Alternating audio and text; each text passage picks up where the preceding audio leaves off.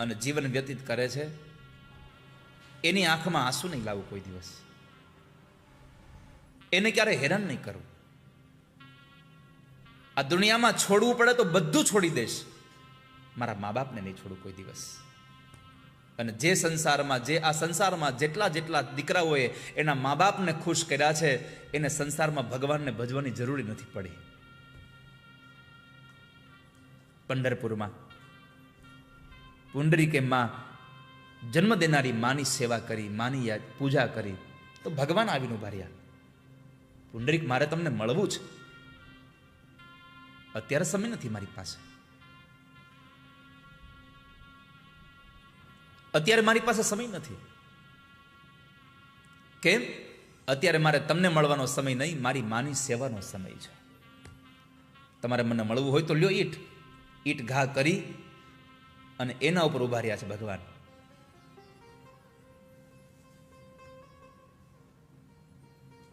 જેણે જેણે મા બાપની સેવા કરી છે. આ સંસારમાં મા અને બાપનો અને દીકરા વચ્ચેનો, સંતાનો વચ્ચેનો પ્રેમ કેટલો.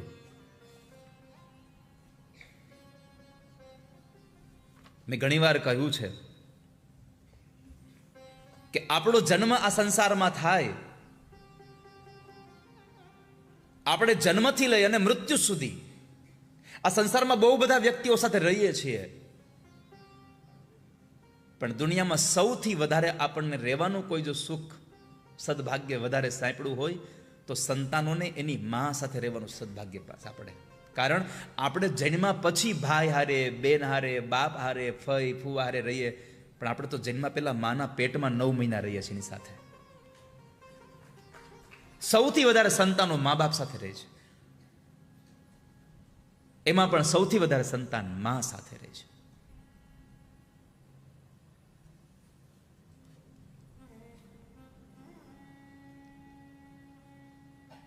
માનસિક અસ્થિર દીકરાઓ પ્રાપ્ત થયા હોય છતાંય એ મા બાપ એ છોકરાઓને કોઈ દી મૂકી આવ્યા એવું સંસારમાં આપણે ક્યાંય જોયું નથી. અને ડાયો દીકરો મા બાપને વૃદ્ધાશ્રમમાં મૂક્યા હોય એવું આપણે જોયું છે.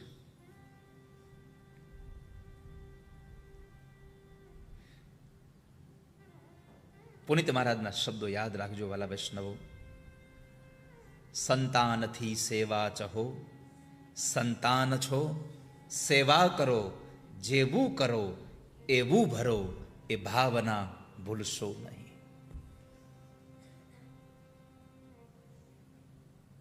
તમારે મોટા થઈને તમારા છોકરાઓ અને છોકરાઓની વહુ પાસે સેવા લેવી હોય તો એટલું યાદ રાખવું, તમે પણ છોકરાઓ છો, સેવા કરો. તમે તમારા મા બાપની સેવા કરી હશે તો તમારા છોકરાઓ તમારી સેવા કરશે, નકર તમે જે કર્યું એના કરતાં થોડુંક વધારે તમને આપશે, પાક્કું છે.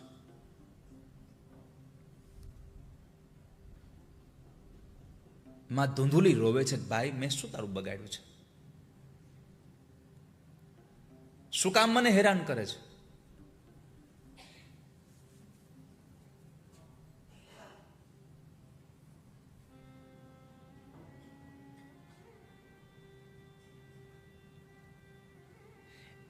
એક સત્ય ઘટના છે. મા અને દીકરા, મા અને સંતાનોને કેટલી લાગણી હોય.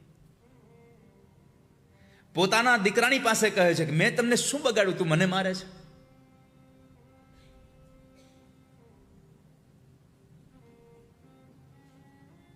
માએ નક્કી કર્યું મને નીકળી જવા દે ઘરમાંથી. ધુંધુકારી કહે છે નહીં જવા દો. એમાં એક વખતના સમયે ધુંધુકારી નશો કરીને આવે છે અને બેભાન જેવી અવસ્થામાં પડ્યો છે. રાત્રિનો સમય છે. માએ નક્કી કર્યું કે આ બેભાન અવસ્થામાં પડ્યો છે ત્યાં હું ઘરમાંથી નીકળી જાઉં, નહીં તો મને જવા તો નહીં દે, આમને મને મારશે.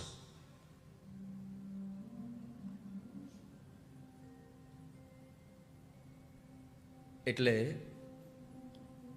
માં ધૂંધુલી બરાબર જવા માટે નીકળે. આમ ઓરડામાં એમનેમ બેભાન અવસ્થામાં દીકરો પડ્યો હતો, પણ માનું હૃદય છે, માતૃત્વ ભાવ છે. દીકરો ગમે તેવો થાય કુપુત્રો જાયેત ક્વચિત પિકુ માતા ન ભવતી. દીકરો ગમે તેવો થાય, પણ માં કોઈ દિવસ દીકરાને ખરાબ આશીર્વાદ ન દે.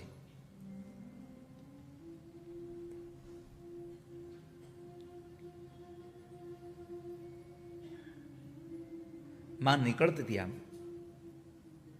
અને નીકળવાના સમયે દીકરાને જોયો તો પગ સ્તંભી ગયા. બહારના દરવાજે નીકળવાના બદલે દીકરાના રૂમમાં જાય છે, અને દીકરાના રૂમમાં જઈ અને એ ધુંધુકારીના માથામાં હાથ ફેરવી, કપાળમાં ચુંબન કરી અને પછી નીકળે છે. કારણ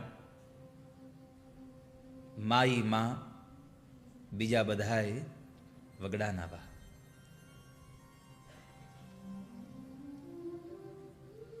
ગામડામાં એક અમૃત કાકી હતા, અને એને એક દીકરી મંગુ. ઈશ્વર પેટલીકરની આ વાર્તા છે.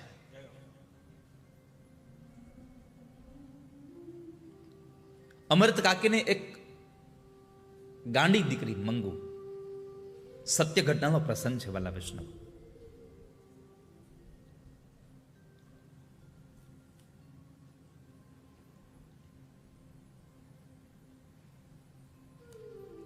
ગામના લોકો અમૃત કાકીને આવીને સલાહ આપે કે આને આપણે ગાંડાના દવાખાને મૂકી આવીએ. અમૃત કાકી કહે છે, આ થોડું મૂંગું ઢોર છે તેને મૂકી આવું? મારી દીકરી છે, મેં એને જન્મ આપ્યો છે.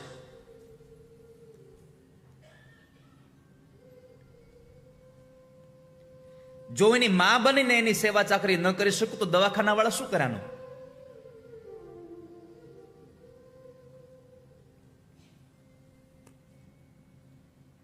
આમ કરતા કરતા કરતા કરતા મંગુ 14 વર્ષની થઈ. દીકરી મોટી થઈ.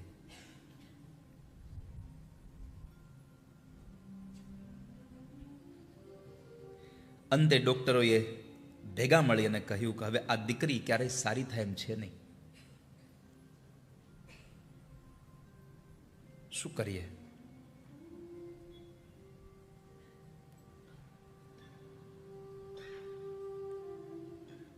અને દવાખાના મૂકી દો. હવે દીકરાઓ ભણી ગણી અને શહેરમાં નોકરી કરતા હતા, ભણતા હતા. એટલે અમૃત કાકીએ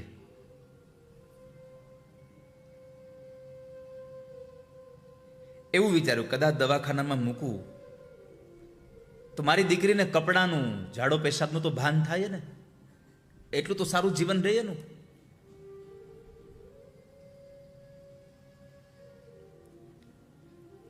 એવામાં બરાબર એ જ ગામમાં બીજી એક દીકરી નિશાળમાં ભણતી હતી, એ ગાંડી થઈ ગઈ.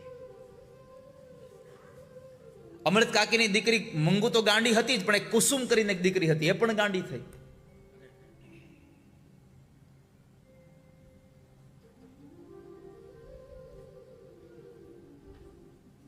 એના સગાવાલા બધા એને દવાખાને મૂકી આવેલા, પણ એ સાવ સાજી બનીને પાછી આવી.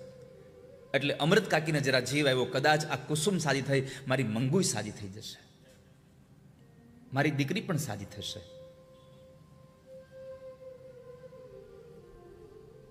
એટલે પોતાની દીકરીને પણ દવાખાનામાં દાખલ કરવાની એને વિચાર આવ્યો. બીજો વિચાર એટલા માટે આવ્યો હતો, કદાચ મારા દીકરાની વહુવાની સેવા નહીં કરે તો મારી દીકરીનું શું થશે? અને જો મારી દીકરીને દવાખાનામાં ગમી જશે ને તો મને મરતા વખતે શાંતિ તો મળશે.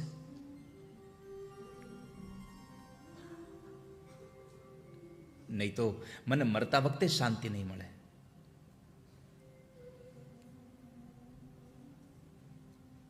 અંતે નક્કી કર્યું કે મંગુને આપણે હોસ્પિટલમાં દાખલ કરી દઈએ. આવતીકાલ સવારમાં હોસ્પિટલ મૂકવા જવી છે. પણ આખી રાત અમૃત કાકી સૂતી નહીં. આખી રાત રડ્યા કરે છે.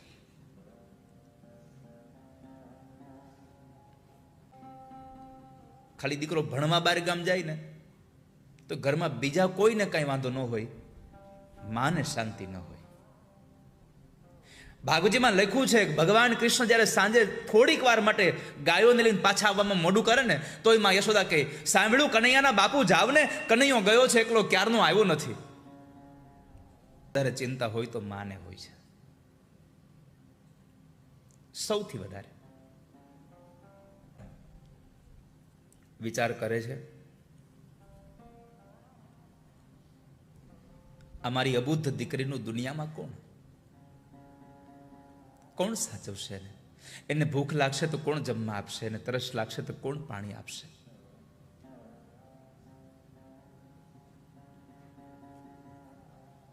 સતત વિચારોમાં અમૃત કાકી ગૂંચવાયા કરે છે.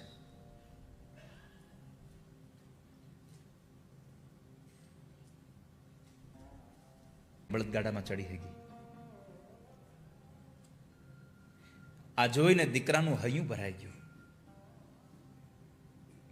કે મારી માની આ દશા છે.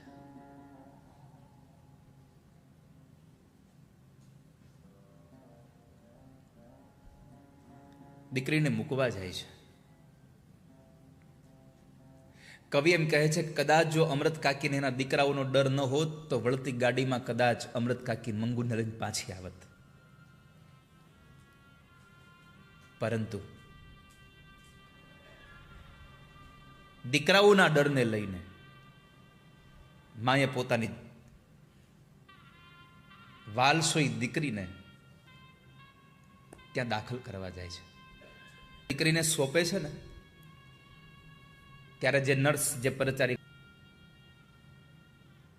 અને શું કીધું ખબર છે? બેન, મારી મંગુનું ધ્યાન રાખજો હો, એ કોઈ ખવડાવે નહીં તો ખાતી નથી, તમે ખવડાવજો હો એને.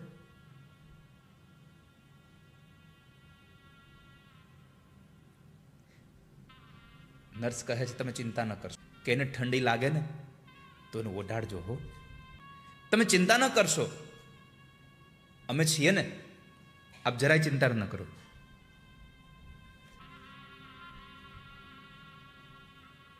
એક માને સંતાન પ્રત્યે કેટલી લાગણી છે એના માટે મારે તમને કહેવું છે કે જે ધુંધુકારી મારતો તો છતાં નીકળતા સમયે એના કપાળમાં ચુંબન કરે છે. કુમાતા ન ભવતી, છોરું કછોરું થાય પણ માવતર કમાવતર ન થાય કોઈ દિવસ.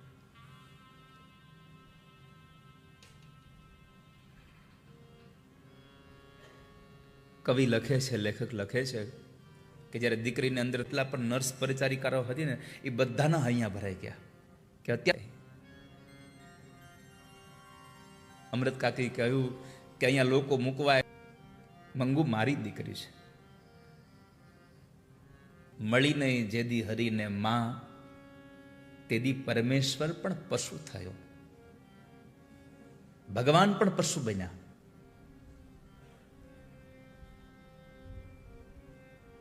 આપવા માટે મેટ્રેસ કહ્યું કે બા, અત્યાર સુધી તમે આ મંગુના તમે એક જ બા હતા, આથી અમે પણ એના બા છીએ, તમે ચિંતા ન કરતા હો, અમે સાચવી લેશું એને. છેલ્લો શબ્દ અમૃત કાકી બોલી હતી, બેન, મૂંગું ઢોર પાણી પી લઈને તો એના ખીલે વયું જાય છે, મારી મંગુને એટલું ભાન નથી. આંખમાંથી અશ્રુ બંધ નથી કરતી અમૃત કાકી. ન કરો. અમૃત કાકીને થોડીક આમ ડોક્ટરે એટલું કહ્યું કે તમે ચિંતા ન કરતા, કુસુમ જેમ સાજી થઈ ગઈ ને. અમૃત કાકી અને એનો દીકરો મંગુને મૂકી પડોશણે રસોઈ કરી હતી કે અમૃત કાકી લોકો આવશે તો જમી લેશે. કાકી અને દીકરો એની દીકરીને મૂકીને આવ્યા સમાચાર મળે એટલે પડોશણ તરત જ જમવાનું લઈને આવે છે. પણ માં કે દીકરો બેમાંથી કે જેમાં નહીં. માં તો આવીને સીધી બેસી જ ગઈ છે. ચારેય બાજુથી માના કાનમાં મંગુનો અવાજ ગુંજા કરે છે.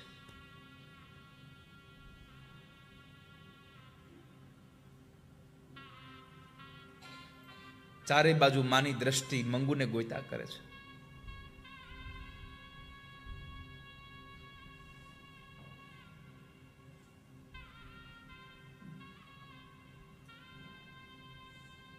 એના દીકરાને પૂછે છે, હે ભાઈ, મંગુ જમી હશે?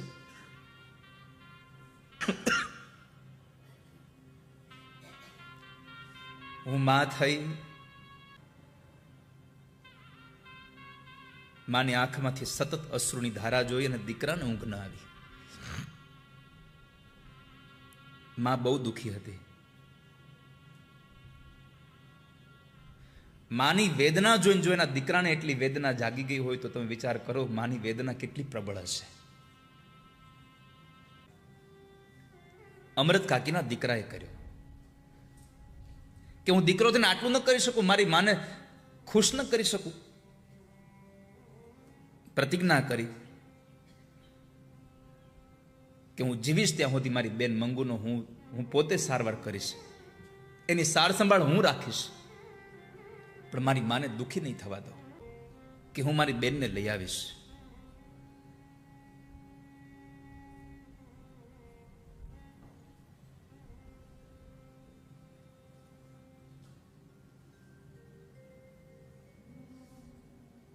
ઘટના એ ઘટી. માં સૂઈ ગઈ એટલે દીકરો સૂતો. અમૃત કાકીના ઓરડામાંથી એક જોરથી ચીસ પડી, એ મંગુ! આજુબાજુના લોકો તરત અંદર ગયા, ત્યાં બધાના પગ થંભી ગયા અને આંખ ફાટી ગઈ. કેમ? માં મરી નહોતી ગઈ, પણ માં મંગુને યાદ કરતા કરતા કરતા એક એવી સ્થિતિએ પહોંચી ગઈ, ગાંડી થઈ ગઈ. ધૂંધુલી જતા જતા દીકરાના માથા પર હાથ ફેરવવાનું ચૂકી નહીં, કપાળમાં ચુંબન કર્યું છે. ઘરેથી નીકળી ગઈ, બન્યો અને 5 સ્ત્રીઓ માટે થઈ એને ખજાનો તોડ્યો અને એ ખજાનો તોડી અને સ્ત્રીઓના હાથમાં ધન આપ્યું, પણ સ્ત્રીઓએ એને જ મારી નાખ્યો. વિચાર આવ્યો કે આ ધન ચોરીને લાવ્યો છે, કદાચ રાજાને ખબર પડશે તો આપણને મારી નાખશે. એને સ્ત્રીઓએ જે એ ધૂંધુ કરીને મારી નાખ્યો. મર્યો એટલે પ્રેત બન્યો, ભૂત બન્યો. ભૂતનો દાર્શનિક ભાવ શું થાય? ભૂત કોને કહેવાય? આપણે તો મર્યા પછી કોઈને જોયા નથી જે ભૂત બનતા. અહીંયા તો ઘણા જીવતે જીવતા ભૂત છે. ભૂત કોને કહેવાય? મનુષ્યને ભૂતકાળની કોઈ પણ ઘટનાનો શોક વારે વારે થયા કરે સમજવું આ ભૂત છે. મનુષ્યને ભવિષ્યની ચિંતામાં, ભવિષ્યમાં મોહમાં કોઈ પણ જાતનું દુઃખ થયા કરે સમજવું આ ભૂત છે.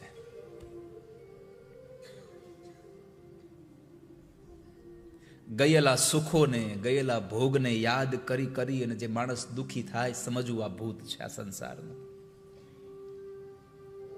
માણસ વર્તમાન સમયમાં જીવન જીવે.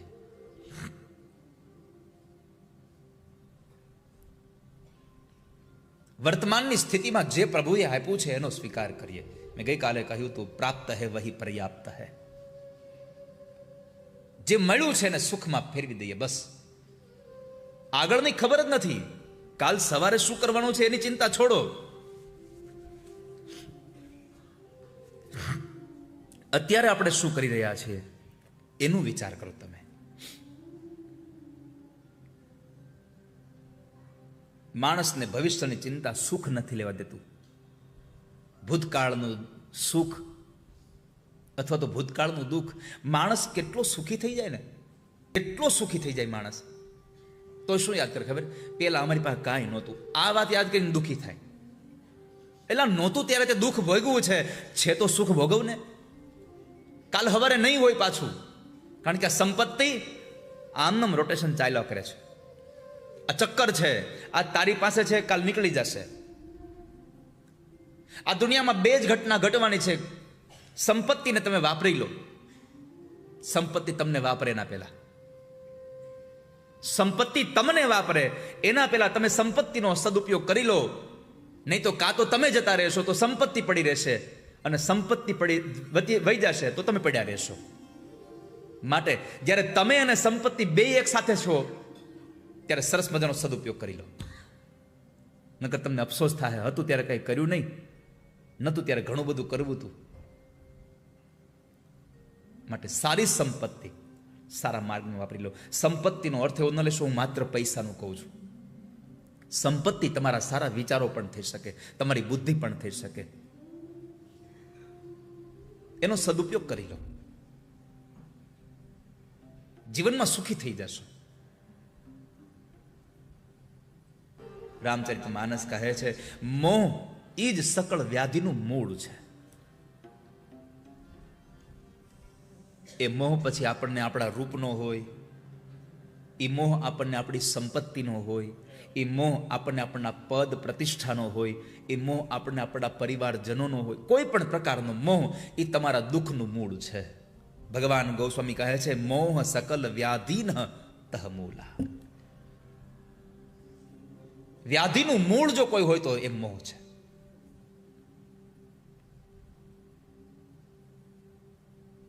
ધુંધુકારી પ્રેત બન્યો, ભૂત બન્યો. ગોકર્ણ મહારાજને કીધું મને છોડાવો, હું તમારો ભાઈ છું, મને મુક્ત બનાવો. ગોકર્ણ મહારાજે કીધું મેં ગયાજીમાં શ્રાદ્ધ કર્યું તમારું, મુક્તિ ન મળી. ધુંધુકારી કહે છે ગયા શ્રાદ્ધ શતે નાપી મુક્તિર્મે ન ભવિષ્યતિ. ગયાજીમાં 100 વખત શ્રાદ્ધ કરો તોય મને મોક્ષ મળે એમ નથી. કેમ તો કહે છે મેં કામ જ એવા કર્યા છે, મેં પાપ જ એવા કર્યા છે. તો હવે મને ખબર નથી પણ મારી પ્રાર્થના છે મને છોડાવો.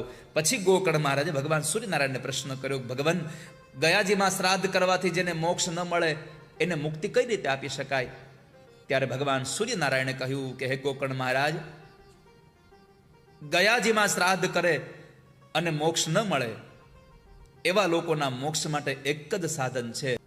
ગોકર્ણ મહારાજ એની પાછળ ભાગવત કથા કરી અષાઢ મહિનામાં, અને એ અષાઢ મહિનાની કથામાં 1 દિવસ 2 દિવસ, અને તમે બધા તો પ્રેત ધંધુકારી કરતા બહુ ભાગ્યશાળી છો. હા, ધુંધુકારી કરતા તમે ભાગ્યશાળી છો. કારણ કે જ્યારે ગોકર્ણ મહારાજે કથા કરી ધુંધુકારી માટે, ત્યારે એને બેહવા માટે ક્યાંય જગ્યા નહોતી મળી, એને ઓલા વાંસમાં બેહવું પડ્યું. જે માણસ વાંસમાં બેસીને કથા સાંભળે, જે માણસનો ખાલી એક પ્રેતાત્મા વાયુરૂપ વંટોળિયા રૂપ આવી અને બેસીને કથા એને મુક્તિ અપાવે, તો તમે ધુંધુકારીને મોક્ષ ગતિ મળી. બીજી વાર શ્રાવણ મહિનામાં ગોકર્ણ મહારાજે કથા કરી, અન્ય શ્રોતાઓને મુક્તિ અપાવી, પોતે પણ દિવ્ય રૂપ ધારણ કરી ભગવાનના ધામમાં ગયા.